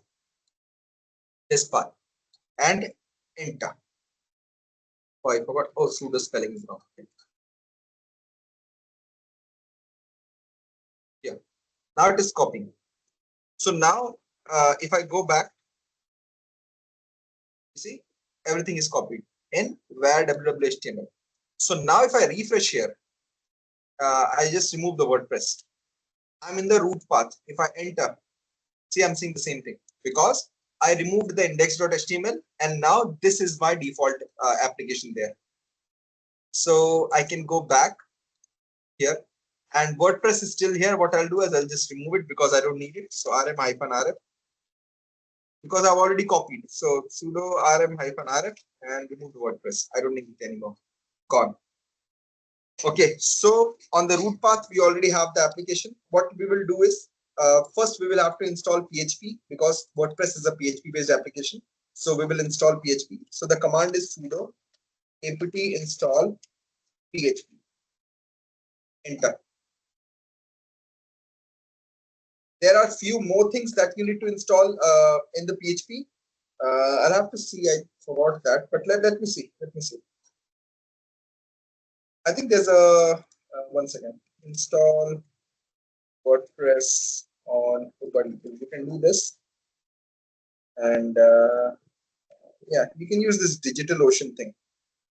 Like they provide good documentation. So you can scroll down and here I can see what we need to install. See, Apache is already running. So we don't need that. And this, okay, yeah, this one, PHP MySQL. Because we need to connect our PHP to the MySQL. So this is what I was missing. Okay, let me copy this and run it again. So PHP is installed. Now I can install PHP-MySQL. Enter. And enter. Let me see if I'm missing anything else. No, everything looks fine. Yeah, that's it. Okay, I don't need anything else. Okay, so PHP and PHP MySQL. So you need to run this command. Let me show you in the start so that you don't get confused. So you have to run just these two commands, PHP and PHP MySQL. So if you do enter, this will install both of them, right? Because it is installed here, so that is why it is not installing. But these are the two commands that you have to run so that PHP can work. Okay, once they are done, go here and refresh. See WordPress open. Because it requires, like PHP is required to compile the code, okay, to show the real like how the code looks like. Now I can do let's go. Database name was WordPress only. The database that we created, it was WordPress. Okay, so WordPress username. This is your, remember this thing. This is for your database. In our database, we created, in our database server, we created a database called WordPress. Okay, username was admin. So I'll just put admin 123. Sorry, admin. It was only admin. Password was admin 123. Okay, and password is admin 123. This is my password. And database localhost. This is not localhost. This will be the, if I go to the RDS, did I close it? Oh, yeah, okay, I closed. Let me go back to RDS. Localhost means it is like locally hosted within the instance, but that is not the case. In our case, we are using a RDS. So we will use the RDS path. So go to database. And how do you know what is the path, right?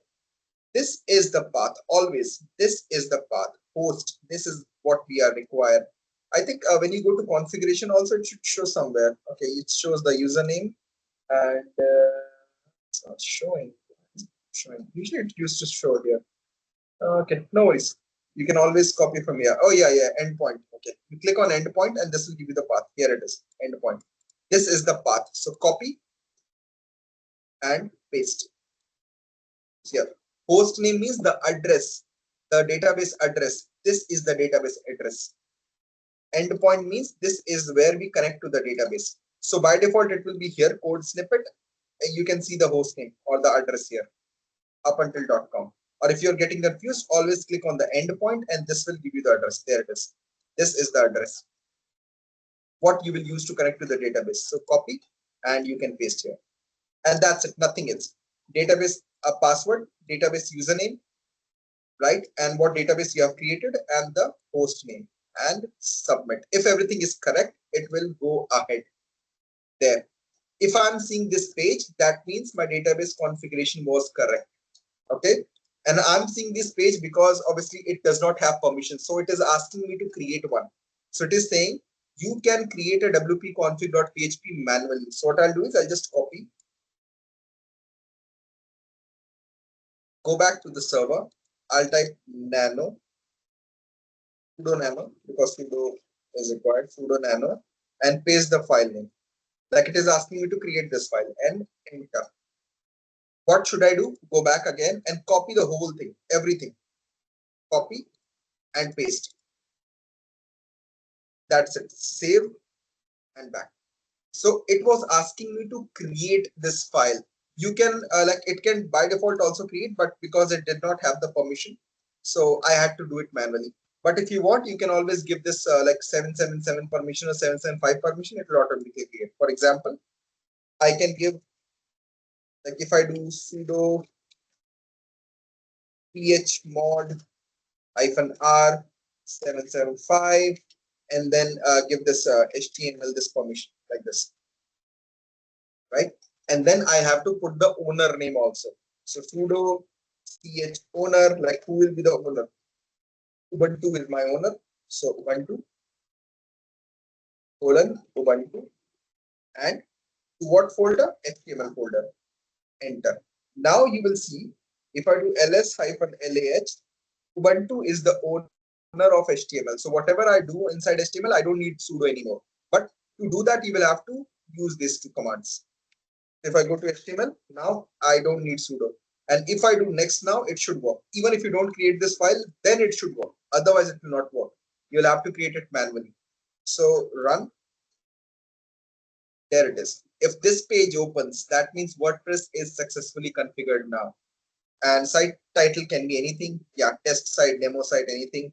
Username, again, I can do admin, password, yeah, same thing, admin123, and confirm and install.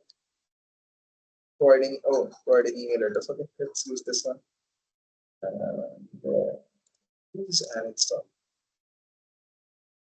Then login. So admin. Let's try if we are able to log in. And admin123. What I was using. So continue. There. And that's how you install. So if you see here, it can be overwhelming. I know it should be overwhelming.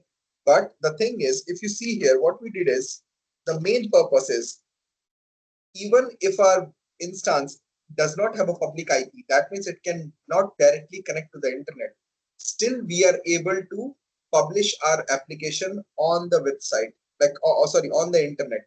So if I share you this application, if I share you this IP, this thing, sorry, you will be able to reach me, or you will be able to like see this website. Okay. So as I said, this load balancer can also be exploited for multiple things, right? It is not that secure. Like it is secure, but not that secure. So there are certain things that we can use to secure this load balancer. Okay.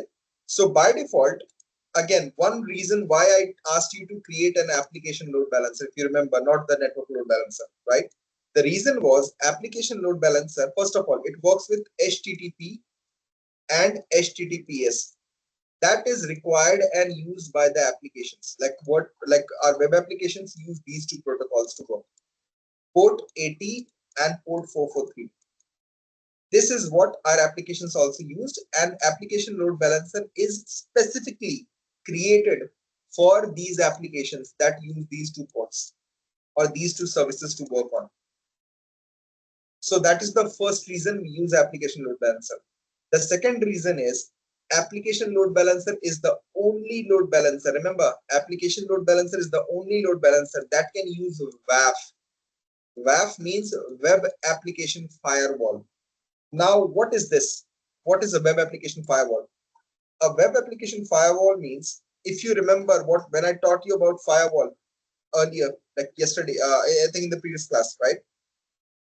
A firewall is something that looks at your incoming, or that filters and monitors your incoming and outgoing connection, right? So in our EC2 instance, we have security groups, right? Security groups allows and denies based on whatever rules is set up, right? So if you have to enable port 22, you will have to allow port 22 in the inbound rule. Only then it will allow, otherwise it will be denied, right? You cannot connect. Same as you have something called a WAF, Web Application Firewall. This thing is specifically built for your web applications. That means like your applications like WordPress or any website. This is specifically built to protect those things. So how does it protect, right? Whenever, let me explain here. So basically what you have is, you have your EC2 instance, right? You have your EC2 where your WordPress is running. That is connected to a database, right? This is connected to a database. And these two are inside a private network, right? They are inside a private network. Now, this EC2 instance is connected to a load balancer. This load balancer is in the public subnet or in the public network, right? This is in the public network. Okay. And this load balancer can connect to the internet. So all the traffic from the internet is reaching the load balancer, and then it is reaching your WordPress. If I'm able to access, right? If I'm accessing, then my access is going to the load balancer, and then it is going to the EC2 instance. So as Stanley said, you can, like, load balancer can also give away a lot of information. Like, it is secure. Like right now, my whole thing is secure, but still load balancer can be exploited for multiple, you can say by multiple attacks, and for multiple things the load balancer can be like exploited for, right? So to protect this, what we do, we create something called a web application firewall, a WAF. So what happens is, whenever a traffic comes into the load balancer, first it goes through the WAF. And in WAF, we have certain, you can say, rules, just like security groups. We have certain rules. For example, there is a very famous attack called DDoS, denial of service, where we send so many requests to the server, like that many requests that even the server cannot handle. For example, I send like a million requests per second to a server. The server will crash out because it will never be able to analyze that many user requests, right? So that is called a WAF. That is called a DDoS attack. Then there is like a SQL injection attack. There is multiple attacks, by the way, multiple hacking attacks that can be done, right? So WAF can help you with those attacks. It can protect you. How does it do that? Let me show you. Let me demonstrate something, okay? Like how to create a WAF and how to provide the rules. Let me show you that. So by default, as I said, it is put in front of a load balancer. So basically, when you go to the load balancer and you go to integrations, here you will see something called a web application firewall. Here it is, sorry, not this one, this one. Web application firewall. If I click here, you see it says associate a WAF resource. So I click on it, block, that is okay. See, by default, it will give me the DDoS protection. By default, earlier it doesn't need to do, like earlier it doesn't used to give you, but now it is like added. That's why it says new. They have like recently added. So, and then you just click on confirm. So can anyone tell me why like it is pre-configured for a DDoS attack? Why no, like there are multiple hacking attacks, multiple of them, but why only DDoS is showing up by default? Can anyone guess, like, why?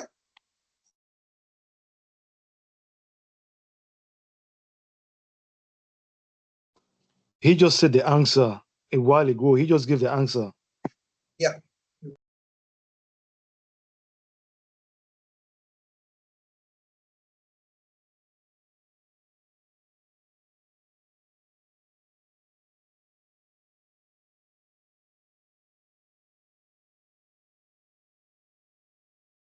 This will take a little bit of time. Okay. You guys can guess in that time frame while this is being provisioned, like why we only have a DDoS attack by default configured, like why AWS has to give it separately.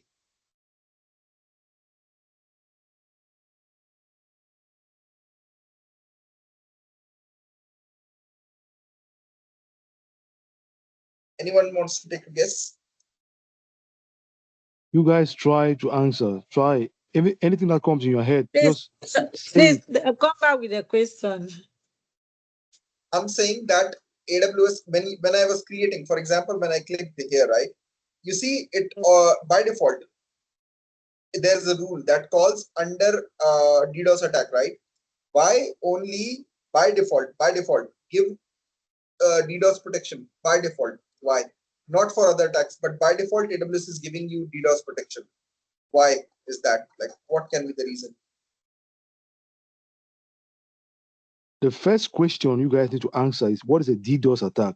It is on your notes. What is a DDoS attack? Do they even know what DDoS is? Coming before they even answer the question, they have to understand what is a DDoS attack. Do you guys even know what DDoS stands for? That's the first thing. Do you guys know? Do you guys know? You don't answer. I just explained, by the way, the DDoS. Distributed denial of service. He just explained it that when you flood so many requests on your server, it takes that server down because they cannot process 1 million requests. He just said it a while ago. It's denial of service. That's it's like your brain can process one gig of data. Then you go somewhere where they are clouding your brain with 10 gig of data. What do you think your brain will do? It will shut down. Okay, let me give you a better example. Okay, for example, you are a shopkeeper, right? You're on the shop, correct? And 10 people are on your shop, correct? You can cater them, right? If they're asking for something, you can always like grab that stuff and give it to them. Is that okay? Like, you can give that, right? 10 peoples you can handle. But what if 1,000 people come to your shop and ask for the same thing at the same time, or ask for different things at the same time? Will you be able to cater them? Will you be able to like process that many information, like 1,000 people asking for multiple things at the same time? What will you do? Will your brain be able to process that much? Mm. You will shut down. You will say like, I'm not like doing it, right? Come one by one, or come in a way that I can process, correct? So that is how the DDoS attack happens for the server. Servers have a capacity, right? For example, a single server can handle 100 requests per second. What if I send 1 million requests per second? The server will deny the service. That's why it is called distributed denial of service, because so many requests are flooded to the server that the server is unable to process that much, and it denies any requests, like it will deny any service to you. So that is what is called a distributed denial of service, because multiple servers or multiple devices flood the server with millions of requests per second, and the server is unable to process, so it stops responding. Is that clear? Like, did you understand denial of service now? DDoS? You guys need to read your notes. You guys need to seriously read your notes, because these things, these words, everything we are using here, they are on your notes. There should not be a surprise at this time. You guys are already probably a month in. You guys, there are things that you guys must know. These are the terminologies that you guys must understand. And they are everything we've been saying here, they are on your notes. And they are on your dictionary notes that I share with you guys. Everything is there. The knowledge is there and available to you. But you guys don't want to study. You don't want to learn. Okay, let's go ahead. Okay, so our WAF is created, right? Now we need to attach. So what we do is associate a WAF, use existing, like by default it will be like this. Click on use existing and choose your WAF here and confirm. So what will happen is, now this WAF is attached. You will see that the WAF is being attached.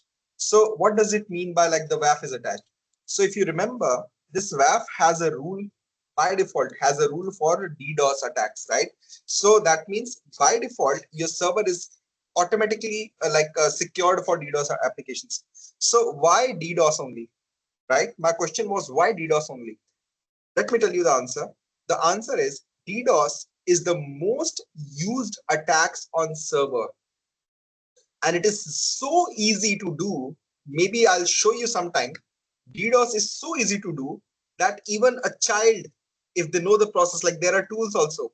if you have proper tool or if you have a command, you can flood any server with DDoS attack, and no one will know. By the way, there's no way to track DDoS.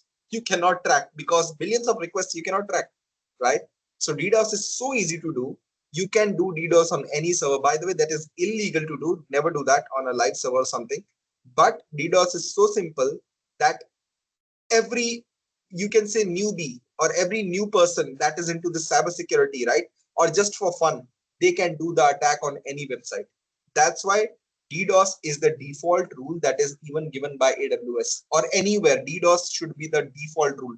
Everywhere you will see DDoS is the default rule because that is the most done attack in the world.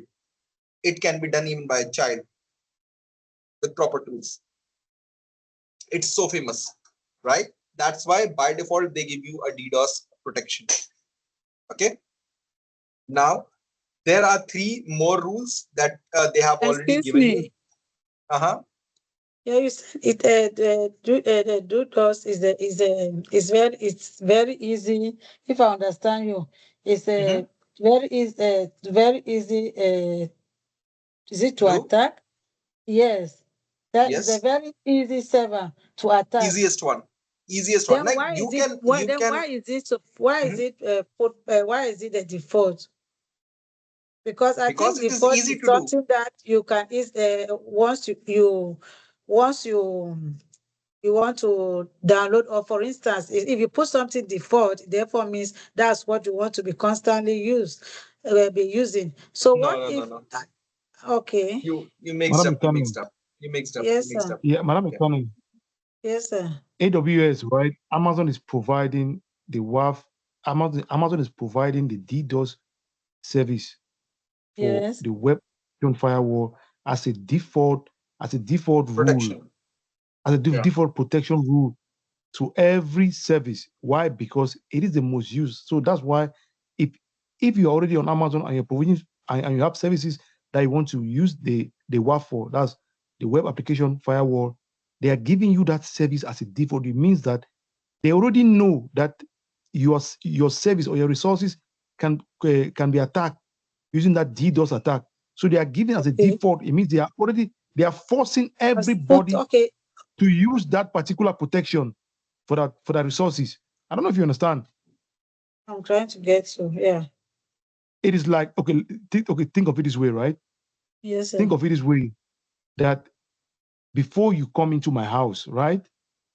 Yes. You must call me or knock on my door before I open the door. Sure. You understand? Yes, sir. So this is the first rule you must do. You must knock on my door or ring a bell before I come and open the door for you. You understand? Yeah. So that is a default. That's a default rule. Before I open my door, you must ring on my bell. I don't know if you understand. Yes, of course. It's like you see, if Stanley doesn't have a door, right? What will be your first thought as a robber? What will be your first thought if just walk Stanley doesn't have a door? Just go in and rob, right? That is a default thinking. That is default thinking, right? Yes. It's so common, like everyone will do that because there's no door, there's no window, right? But we provided a door because that is the default thinking, right? It's so common that we have to use some kind of protection. We use fencing, we use door or something that stops you to do that, right? So it's kind of a common sense kind of thing on internet. So the DDoS attack is so common that Amazon has to make it a default connection rule, a default protection rule on every service. That's the attack is so common that Amazon has to give you that protection as a default protection. So you must take it. Okay. I get it now. Okay. If not, your doors are open. Anyone can walk into your resources and take them down or steal. I don't know if you understand, or steal your data. I get the point now. Yes. Okay. Yeah. Okay. It's okay. So common that even a child can think of it. Yeah. Right? So if you're not understanding anything, just ask. Like what no, can I've understood it now. It's okay. Yes. Thank you, sir. Okay. So by default, they give you 3 more rules. Okay. So first rule is called Amazon IP reputation list. So what does this mean, right? Or what does this do? By default, what happens is there are some IPs, right, that do malicious attacks, like that are used for malicious attacks and do like multiple hacking attempts, or like malicious things are done, right, with those IPs. So what happens is whenever those IPs are flagged, like if an IP is being used a lot of times for doing malicious attacks, those IPs are flagged, okay?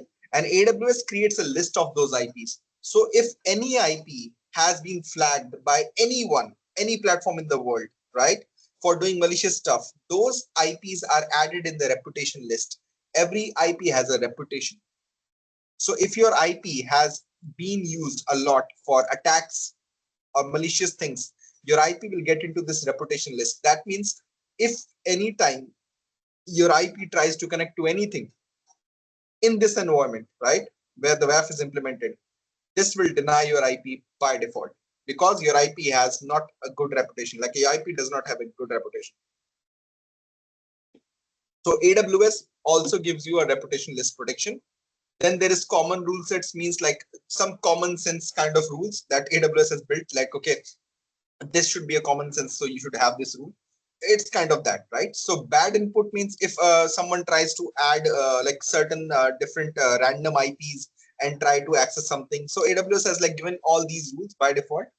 And the best part is in AWS, you can add other rules specific to your application. For example, I'm using WordPress and I want something specific to my WordPress, right? WordPress also, remember, WordPress is the most used application in the world. Like it's most used application on earth. Okay. So that's why they had to give you a rule for that as well. So if I click on add rule, you can click here AWS managed rules, because AWS already has their own rule. You can create your own, but AWS has their own. So you can click on next. And remember, we are looking under free only. Do not go anything that is paid. Do not use anything that is paid. Okay. So we are just going for free. You see WordPress application, click here and just add. Why is this add not coming up? Okay. Yeah, add rule. Do not change anything. Just leave it as it is. This is pre-configured, by the way. This rule is pre-configured. If you want, because this is a PHP based application, so you can like add other rules as well. For example, you are using an SQL database. If you want to add this, if you want to protect your database, go there, add. Like this, you can keep on adding. But remember, there's a limit, by the way. You see this capacity 200, 200, 200. By default, you have a capacity of, I think, 2500. So you cannot go beyond that. So for example, I have PHP application. I add. Now the total sum, you have to calculate the total sum. It should not go beyond 2500 or 25,000, I think. Let me see. What is the limitation? Give me a sec. Let me see. If I click here, it should give me the details. Oh, here. Okay, here. You see? Okay, the total is 5,000. So you cannot go beyond 5,000. You can keep on adding until this 5,000. 5,000 is the weightage. Like you cannot go beyond that, obviously, because so many rules is like it will like flood your whole WAF. It may stop or it may break something. So there's a limit you can add. So by default, like this, you can keep on adding to it. And some rules are like pre-configured. Some rules are like that you have to like pay if you want to create. And you can create your own custom also. But the main thing of this WAF is to protect your application with those attacks. So whenever a particular application or whenever a particular request wants to go to your load balancer and to your application, they will have to go through this WAF. And by default, as we know, we already have a DDoS protection. So anyone trying to do a DDoS, this WAF will automatically cancel or deny the request. So your application is always protected from the DDoS attack. And when we enabled SQL injection and other attacks also, like it will be protected from there as well. So I hope this WAF thing is clear. Web application firewall.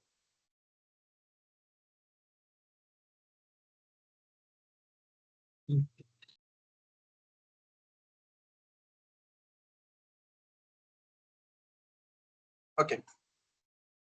Yeah. So that's. I think that's it for today, right? Yeah, that's it for today. Yeah. Do practice, guys. Stanley, just please make sure that they are practicing. Okay. Because after this, things will start getting complex now. This was the easiest thing. So Just make sure they are on, like up until this point. Everyone has their account, right? AWS account. Now they can practice.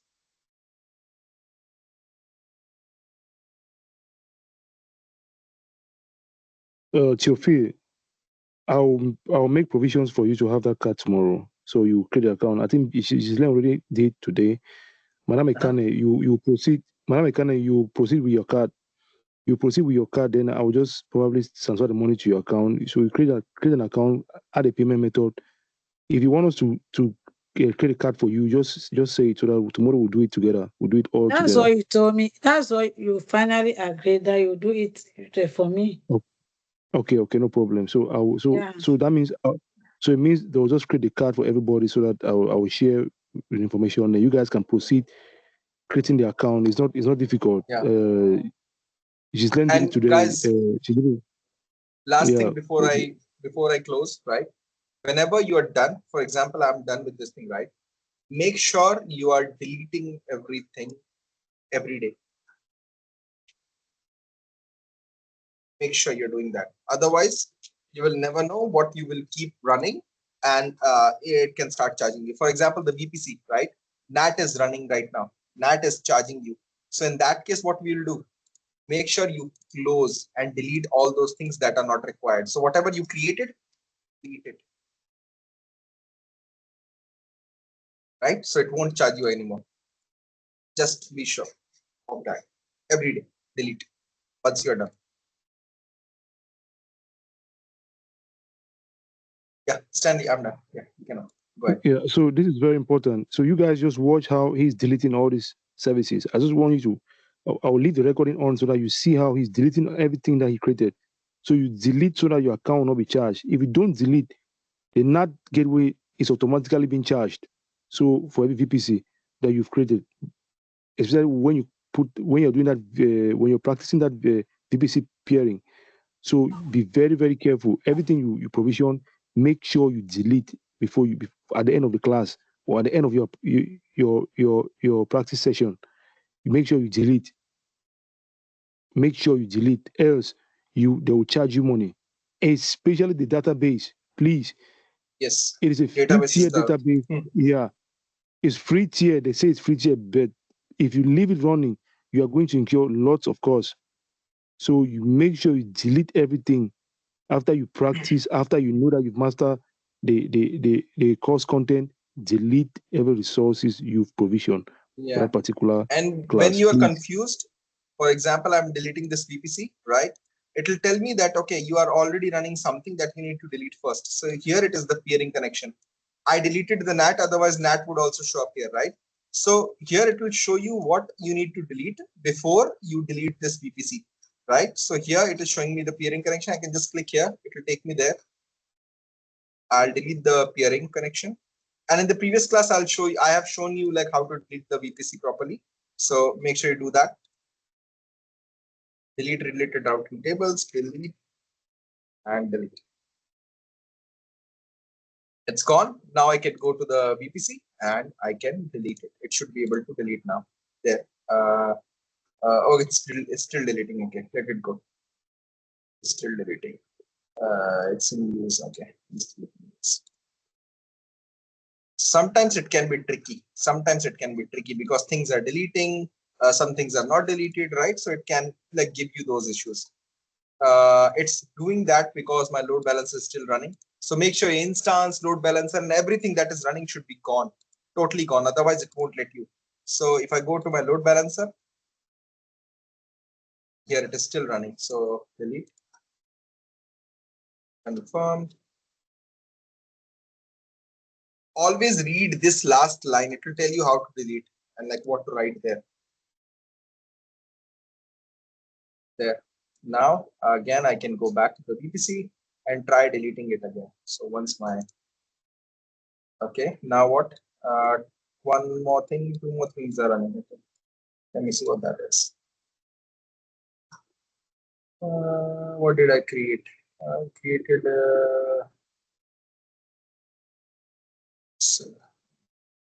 AWS there. NAT is already done. RTB, okay. Let me go to the routing table. See, that is still there. Okay, that is gone. Okay. Okay.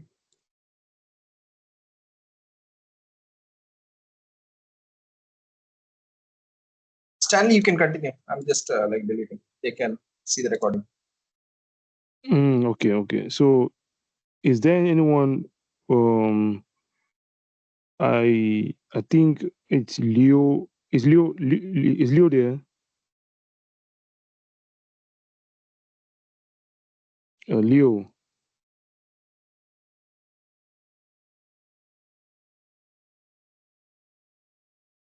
Is Leo on the call? I don't know. Maybe he has gone already. So, yeah. So I'll provide that, Madam Ekane. I'll provide that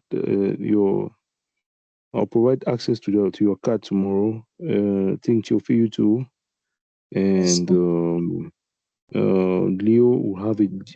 She's done already did today, so it's my you guys will endpoint. be good. Yeah, it's the same thing. I almost asked if you've deleted the endpoint on the EC2. Yeah, endpoint was running. Yeah, that's why I was thinking, like, what did I miss? Point was still there. So these things might seem overwhelming to you for the first time, but if you take time, go back step by step. I always tell you, take a notebook, write the steps, write them down step by step. Write them down step by step. Then go provision for these services. Try to practice them. If you have any problem, write down the problem that you encounter. You can even take a screenshot of the problem. Yeah. Then when you come, we'll practice. We'll start from where you have a problem. We'll start a class by solving your problem. Then before we start the class, because we cannot be going in front while you have a problem behind. But if you don't have a problem, if you come, you have not watched the videos. You come, we ask stuff like DDoS, abbreviations like that. When you guys already have you have the whole. I gave you guys a detailed summary of every attack that you can face when it comes to security. So I spell out DDoS there, so you guys just need to follow up and learn. I think that's it. If you read and practice, this thing is not magic. It will stick in your head. Yes. Okay, so that's it for today. I hope you guys will have a good day. We'll meet on Wednesday to polish up again. So have a good day. You guys should take care of yourself. I'll get in touch with. You haven't uploaded the link to the last class Friday. Okay, I'll share that with this one. Okay, I will share. Friday I will was share the that with 29th. 29. I saw No. it. Friday was. I mean, I saw the 26th. I saw it today. Yeah, 26. I saw the video today. I don't know. I haven't seen it. You have to follow the YouTube channel, so that anytime that a video is uploaded, you have a notification. You can go there and watch, or because sometimes we might forget to send personal. I have to. We might forget to send personal email. I'm saying my notification is on for the channel. Okay, so you can always go to that playlist for